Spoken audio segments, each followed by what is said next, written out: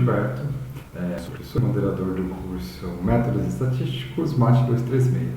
Então aqui vamos continuar com o nosso curso, certo? Então agora a gente vai aprender a resumir os dados e vai fazer isso, vou fazer uma contextualização rapidinha aqui teórica, dar mais algumas explicações bem breves, daí mais detalhes vocês podem ver no slide ou nas referências que eu dei no curso. E daí a gente já vai se divertir aqui fazendo umas continhas, certo? Então a gente vai ver medidas de posição e medidas de dispersão.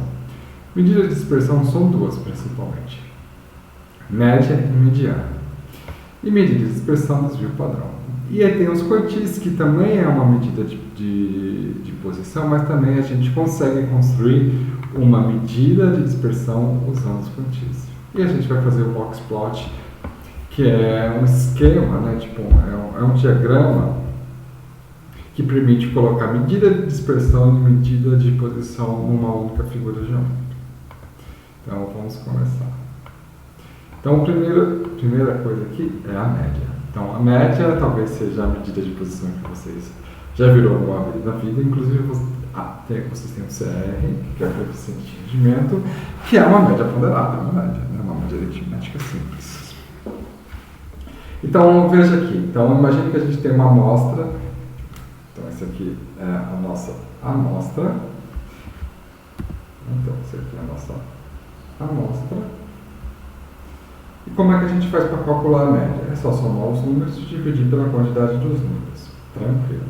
E qual é a interpretação? A interpretação é que ele é se cada um desses números fosse um peso, imagina aqui, então tem os pesos aqui nesses círculos, imagina uma barra sem massa, onde que tem que vir esse cone aqui para encontrar exatamente o centro de massa? Então aqui é o x barra. Então o x barra é o centro de massa desses pesos aqui. Então é o meio termo desses pesos. Né? Então vamos prestar atenção, por exemplo, se tiver um peso muito grande aqui na beiradinha da barra, o x barra vai se mover para cá. Então, ou seja, aqui na nossa sala a gente tem as nossas rendas per capita. E se entrar o Bill Gates aqui, então, sei lá, vamos imaginar que a renda aqui seja R$500. Na hora que entrar o Bill Gates nessa sala, a renda per capita, né, tipo, a renda média da gente vai lá para cima, vai para bilhões de dólares. Mas, né? E o que é essas medidas de posição? É um valor que representa bem todo mundo. Então, x barra representa mais ou menos todo mundo, certo? Então, é um número que representa todo mundo. Se eu pegar alguém dessa turma aí, sei lá, a turma tirou um 9 no final do curso. Se eu encontrar esse aluno, um aluno qualquer que eu não lembro o nome, e eu não lembro a nota também, falar, ele veio dessa turma, então a nota dele deve ser perto de 9 ou mais ou menos 9, porque a média da turma foi 9. Então é um número que representa bem todo mundo. Então ele é o centro ali, o meio termo de todo mundo. Não é só esse detalhe aqui que ele é sensível a valores grandes, né? Mas não é assim, né? A gente está considerando esse valor mega grande aqui. Isso é o problema, por exemplo, da renda do Brasil. A renda do Brasil é uma renda média, mas ela é muito desigual, porque pouquinhas pessoas têm uma renda enorme e um monte de gente tem uma renda bem baixinha. Então, na hora que você faz a média, dá uma renda média no planeta, mas a maioria das pessoas parece ter uma renda muito, muito baixa. Então, vamos ver a mediana. Certo? Então, como é que a gente faz a mediana? A mediana também é uma medida de posição. Então, aqui é uma medida de posição, que nem a média, né? Só que ela se calcula, ela procura essa centralidade também, só que usando uma outra abordagem. Então o que a gente faz? Ordena esses números do menor até o menor, então a gente usa essa notação que é x subscrito 1, x subscrito 2, então o que é esse x1? O menor valor, depois x2. O menor valor desce, segundo menor valor, para cima. O menor valor depois do x1. Então, o x3 é o menor valor depois do x1 e do x2 e assim por diante. Esses caras aqui, né, tem um nome especial, a gente chama de estatísticas de ordem. E a gente ordena do menor até o maior e escolhe o cara que está no meio. É isso. Né? Vamos ver com um exemplo aqui. Vamos fazer esse primeiro cara aqui. Ó. Então, a nossa amostra é muito fácil. Né? 7, 1, 3. Então, eu vou ordenar esse aqui do menor até o maior. Ó. Então, o menor número desses três é o 1. Então, o x1 vai ser 1. Daí, depois é o 3 e depois é o 7. Então, quem que vai ser a mediana? A mediana nessa amostra aqui é esse daqui. Esse aqui é a mediana, porque divide a amostra no meio. Certo? Olha só, e se de vez do 7 fosse 100? Então, aqui aumentou bastante o valor desse primeiro indivíduo aqui, desse primeiro valor da amostra. Mas a mediana continua a mesma coisa. Então, se entrar o Bill Gates aqui, né, vai continuar com a mesma mediana. Né? Sair uma pessoa e entrar o Bill Gates, fica... Então, ela é mais... Né, ela se altera pouco com valores muito grandes. Então, esse aqui tem 3 elementos. Se tiver mais um... Então, ó, vamos prestar atenção aqui. Ó. Então,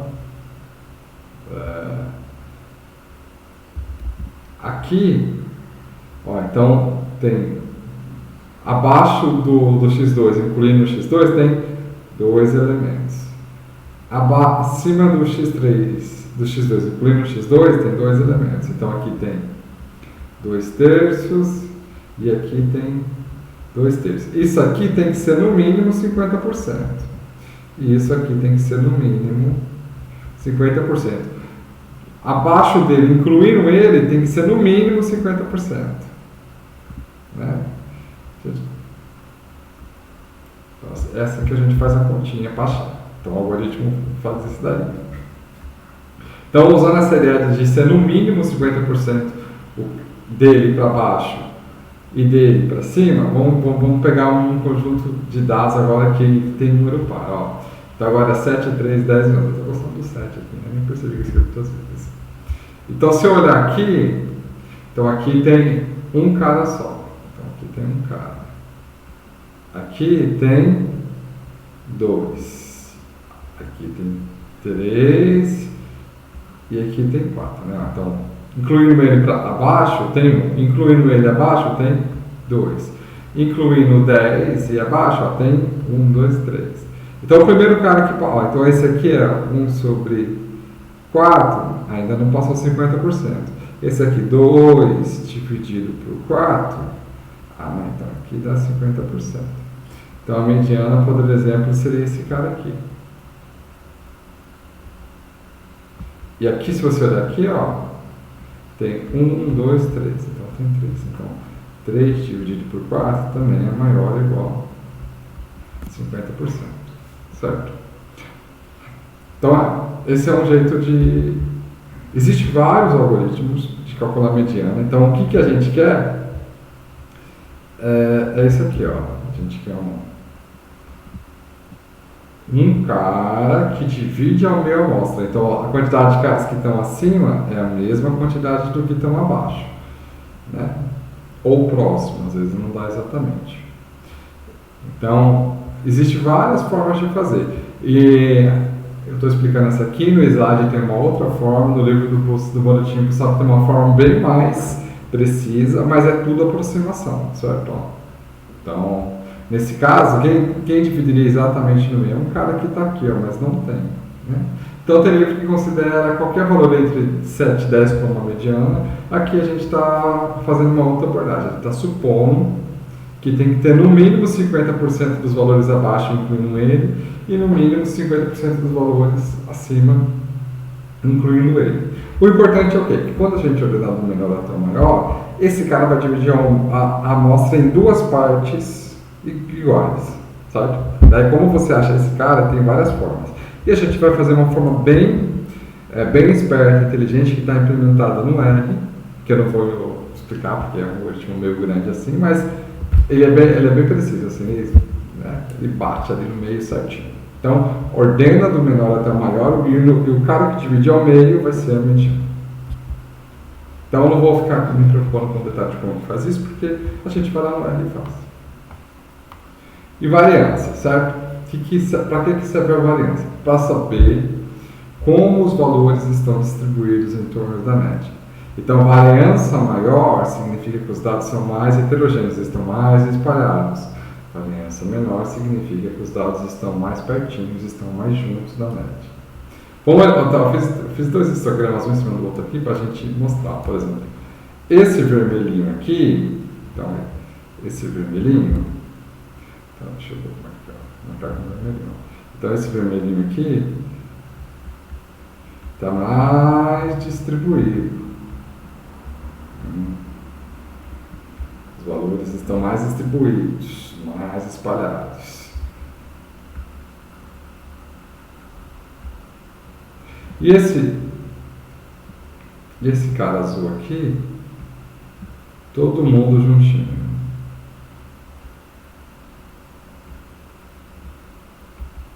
Então ele é mais homogêneo, todo mundo tem um valor bem pertinho do outro, assim, mais homogêneo. Agora o vermelho não, o vermelho está mais heterogêneo, está mais distribuído, mais espalhado. Então nesse caso aqui, o cara azul, a variável azul, vai ter variância maior. E o cara vermelho vai ter variância menor. E o cara azul vai ter variância menor. Então é para isso que a gente usa a variância, para saber como os dados estão espalhados, como os dados estão distribuídos, como os dados estão dispersos. Vamos aqui para o quantile, né? Então, quantile. Quantile de ordem P. Então é parecido com a mediana, que é 50%, só que aqui não precisa ser a metade da amostra, que divide, o cara que divide a amostra exatamente na metade. Então aqui, como é que funciona? A gente tem uma amostra, né? E a gente quer achar o quantile de ordem P. Por exemplo, aqui, acho que é mais fácil explicar com o exemplo aqui. Então suponha que tem a renda per capita de todos os brasileiros, 200 milhões. Então, se você ganha até R$300, incluindo R$300, você está entre os 10% mais pobres do Brasil. Então, os 10% mais pobres do Brasil ganham até R$300 por mês. Então, o que é esse 300? Esse 300 é o quantile de ordem 10%, o quantile de ordem 0,1. Então, é o valor de corte que divide você entre os 100% menores e os 100% maiores. Então, aqui, ó, P% menores valores e o P% de 1 menos P% maiores valores, né? Então, a gente sempre, então na hora que a gente for calcular, a gente sempre está procurando esse valor de corte olhando para baixo aqui, né? Então a gente enuncia o problema assim: valor de corte entre esse P refere-se aos P% menores, né? Então P% menores. Essa aqui é uma coisa importante porque é uma dúvida que os alunos têm na hora de fazer o exercício. Tem alguns quantis especiais que a gente usa muito. Então vou falar deles aqui, que são os quartis. Então tem quantil e tem quartil, de quarto. Então, ó, o quantil do primeiro quarto, a gente chama de primeiro quartil e usa essa notação assim que é 1. O quantil do 2 quartos, a gente chama de segundo quantil. E a gente usa, né, essa notação aqui, que é 2. Ou a gente chama de mediana também, que é a mesma coisa, né? E o quantil de ordem 3 quartos, a gente chama de terceiro quartil e usa essa notação aqui. Né? Então, com os quantis e com os quartis, a gente consegue achar uma medida de dispersão. Olha esse histograma aqui, ó. Tem o verdinho e o azulzinho. Então, desculpa, o verdinho e o vermelhinho. O vermelhinho está tudo muito próximozinho. Agora o azulzinho ali, o verdinho, os valores estão mais distribuídos. Então esse cara aqui, esse azulzinho, vou mudar a cor aqui. Esse azulzinho é mais espalhado. E esse vermelhinho Todo mundo, mas todo mundo junto ou parecido. Tá todo mundo ali parecido, os valores estão iguaizinhos ali.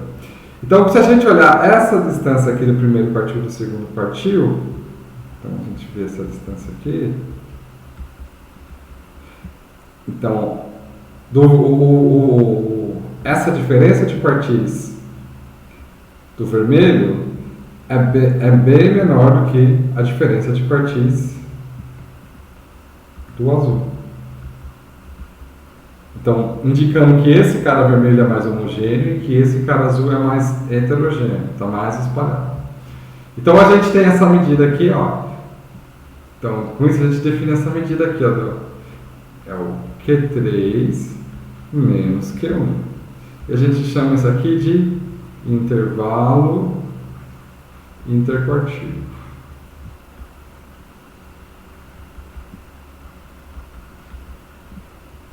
Show? E aí a gente tem um desenho esquemático, um diagrama, para colocar a diferença de quartis, o intervalo interquartil, colocar a mediana, certo? E ainda saber se o valor tá razoável ou não, né? Então, o que a gente tem aqui? Aqui a gente tem a mediana, a gente tem aqui uma medida de dispersão, que é o que a gente acabou de ver, que é o dq. E aqui a gente tem o que é esse limite inferior e esse limite superior. Então, quem estiver dentro desse limite superior, desse superior, a gente fala que é ponta adjacente.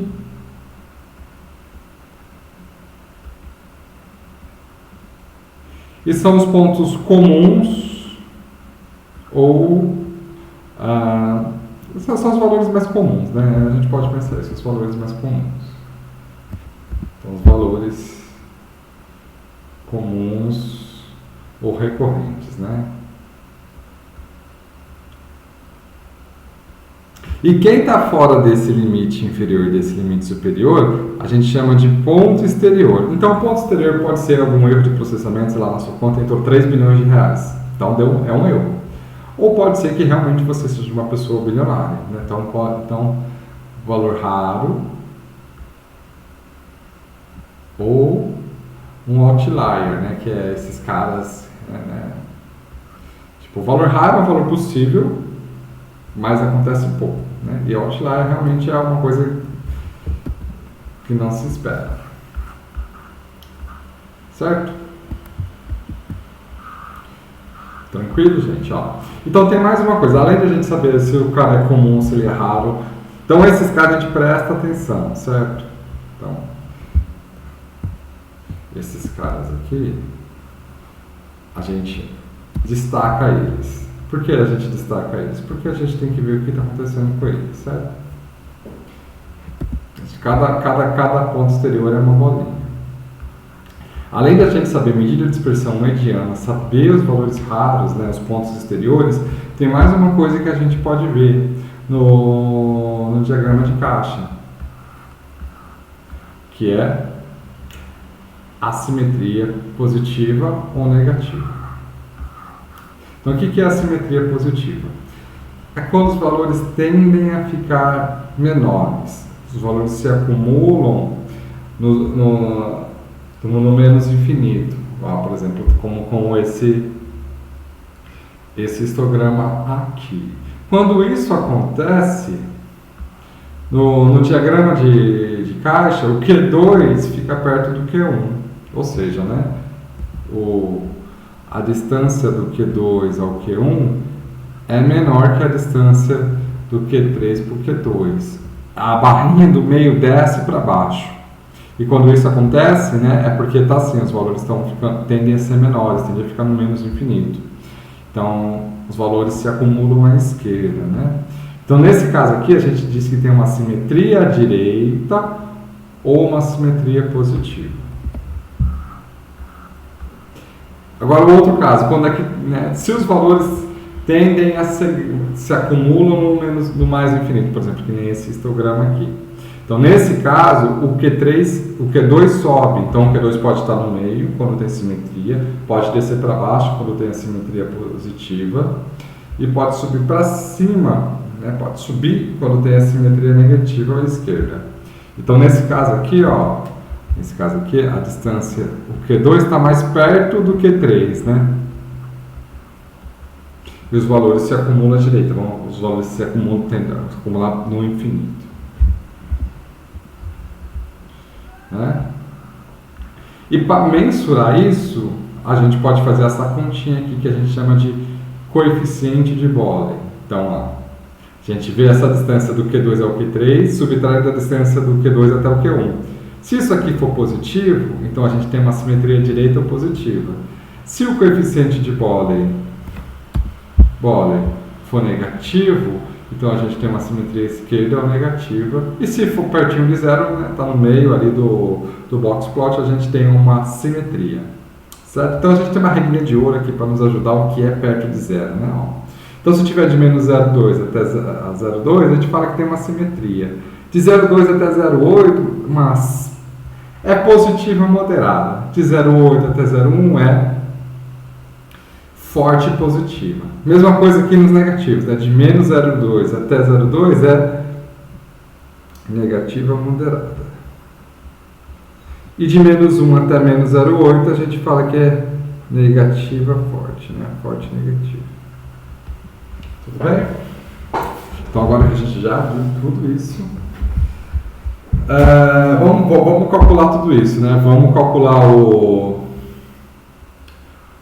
a média, a mediana, o desvio padrão, primeiro, segundo, terceiro quartil, fazer o box plot e calcular o coeficiente de Boolean. Tudo isso para essa variável aqui que a gente está fazendo, que é a nota de matemática, né?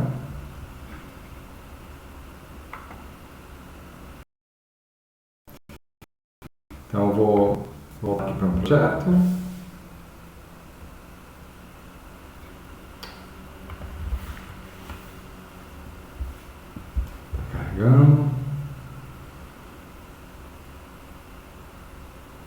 Então vamos fazer isso, as medidas de posição e as medidas de dispersão, o box plot é a medida da simetria para a variável NU nota MT. Se o querido deixar aqui, a gente volta, né? Vamos lá. Vou cortar esse pedaço não, a gente vai assim mesmo.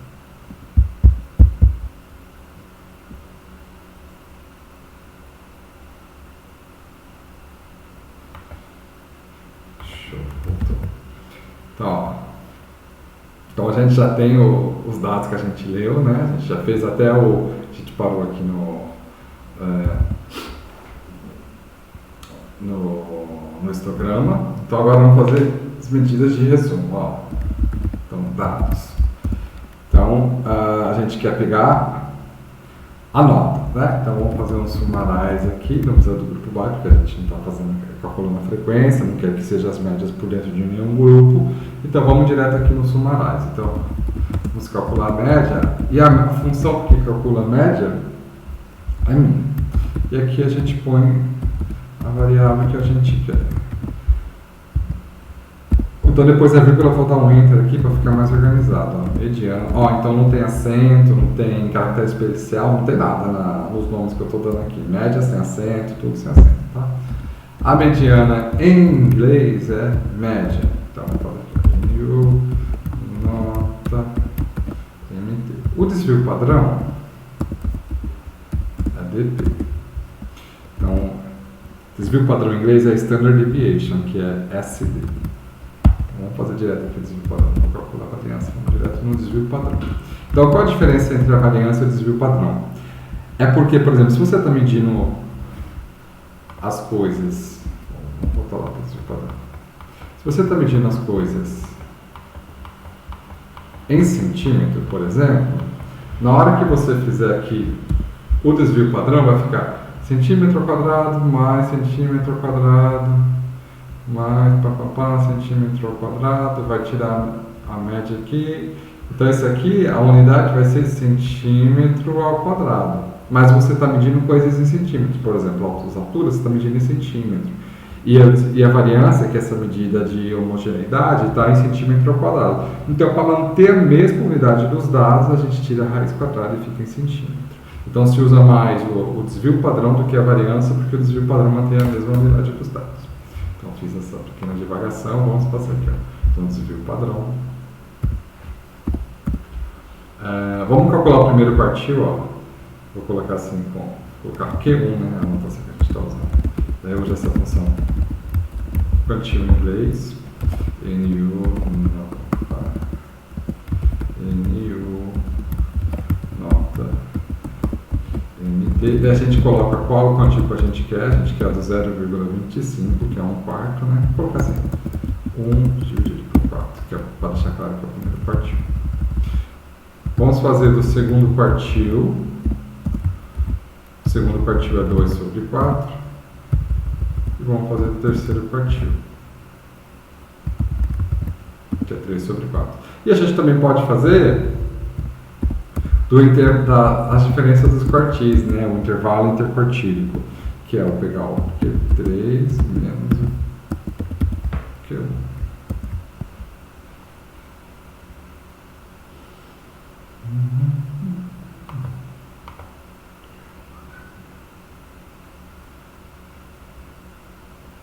Ah, tá, gente, ó. Tem valores faltantes aqui, então eu vou colocar um NA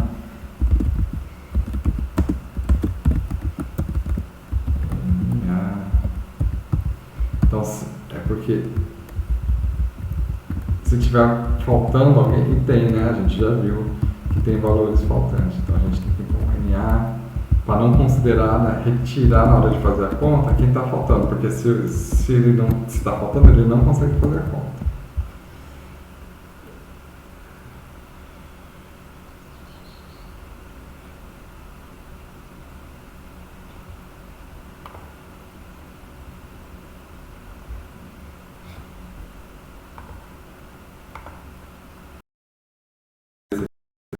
Gente, é true. Retire, desconsidere os valores que a gente que não tem, que está vazio lá no Excel. Sim, true, tá tudo aqui, é true. Agora vai, ó. Desculpa, gente. Agora foi, ó. Então a média 526, a mediana é um pouquinho maior, então tem uns valores grandes lá que está puxando a média para cima. Desvio padrão 115, primeiro quartil 505.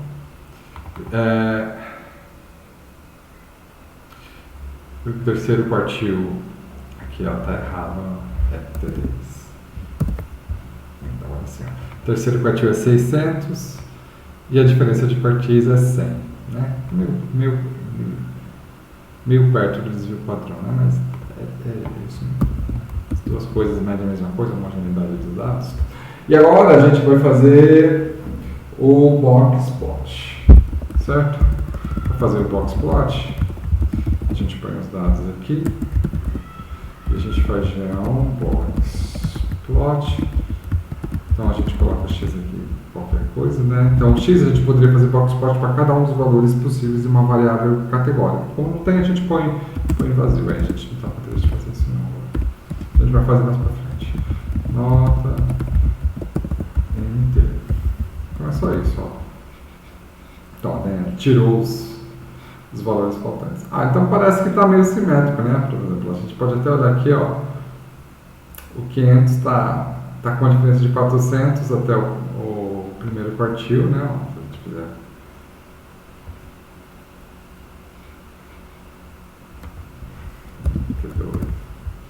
Ó. Então tem uma diferença de 200 aqui, de 100 para o primeiro quartil e de 100 para o terceiro quartil. Está no meio aqui, então tem simetria.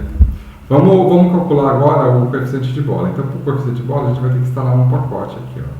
Vou instalar esse pacote aqui, ó. KBMV, tá? Certo? Vamos agora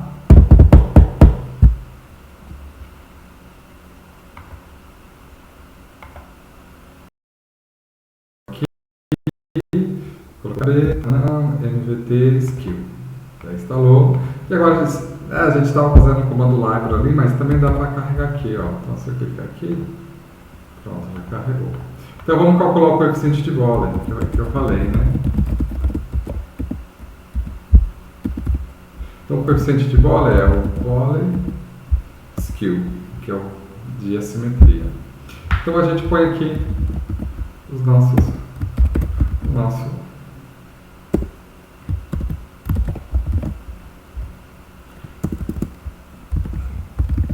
variável.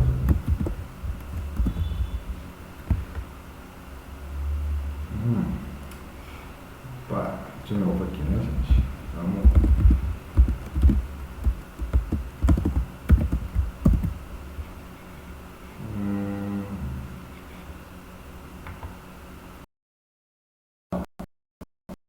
Tá dando por aqui, porque tem os valores, né? Tem os valores faltantes. E daí ele não está conseguindo calcular o coeficiente de vôlei, né? Com essa funçãozinha pronta que tem aqui. Por quê? Porque não tem a opção na.remove aqui nessa função vôlei skill. Porque esse não é um pacote da equipe de desenvolvedores oficiais do R, foi um cara que colaborou, né? Então o que a gente vai fazer? A gente vai retirar quem está com o valor incompleto. Então, assim, vou colocar isso aqui, ó, dados vôlei, só para fazer a continha do vôlei, ó. Então dados, então, a gente pode usar essa função filter aqui, ó. Então quem que a gente vai tirar? A gente vai tirar quem não estava. Então, o vazio é not available, né? Por isso que está em NA. Então, vamos retirar. Então, ó, eu quero pegar todo mundo que tem a nota de matemática, certo? Então, assim. Então, tem que fazer a negação disso, né? E agora aqui a gente põe dados. Ó, tá vendo? Ó? É melhor. Então, se a gente usar a nossa regrinha aqui, a nossa regra de ouro,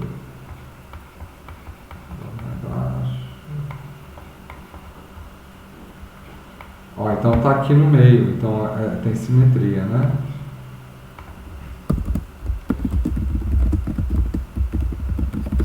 Dados simétricos.